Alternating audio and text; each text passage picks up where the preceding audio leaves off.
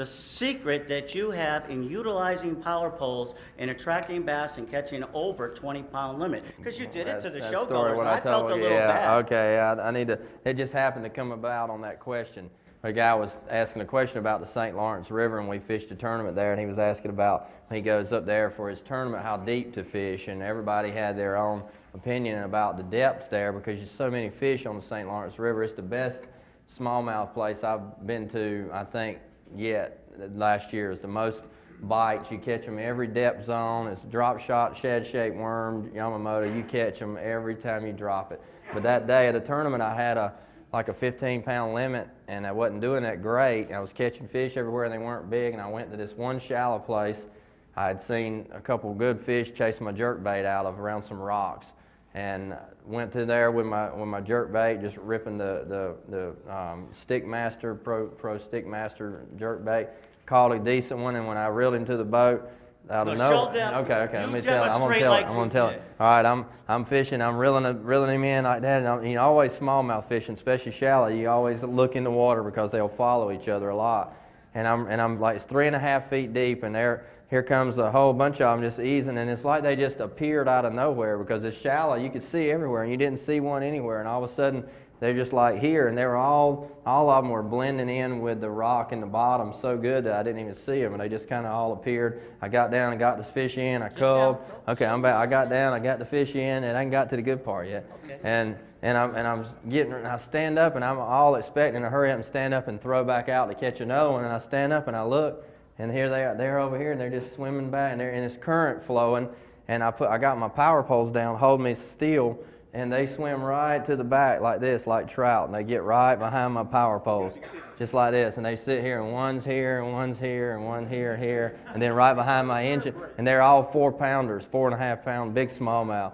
And so my heart's like up in my throat. I'm trying not to hyperventilate, and I tell my partner be still. So I take my drop shot, and I'm thinking, there's no way they're gonna bite, but I'm gonna try it. And I pitch it back there, and it hits the water and goes, doo-doo-doo-doo. And I shake it a little bit, and he goes, doop, like candy. I'm just like, oh.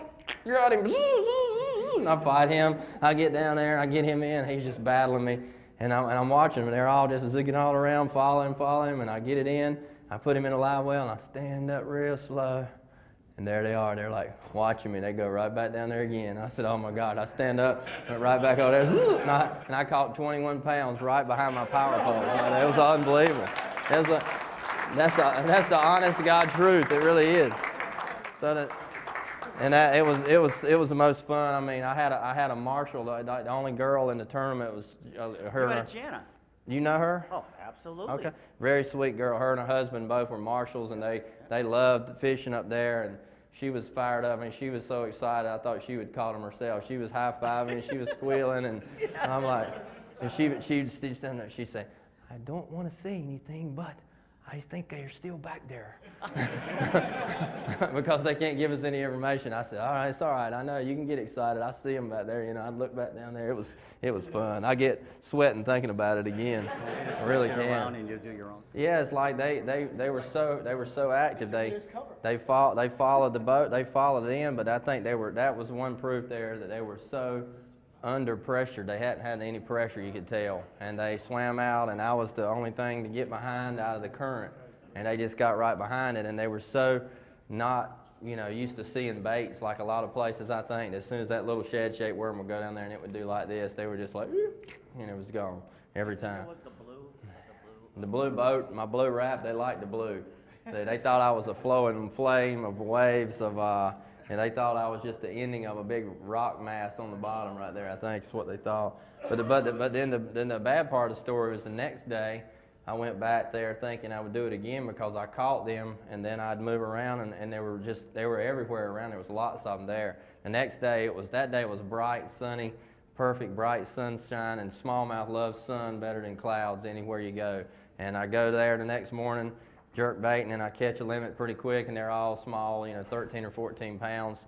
And the sun never comes out, and gradually I see them start to appear off these rocks, and I'm working little by little where I see the rock shadows long cast, and they follow my boat. One finally come, and they came and did the exact same thing again, and they didn't bite. A single one of them wouldn't bite. I'd sit there and flip to them, and they would go, like they were going to get it, but they wouldn't bite it. They just keep messing, you know, and they would just frustrate me. It went from a perfect day to the next day was right back like it used to be again.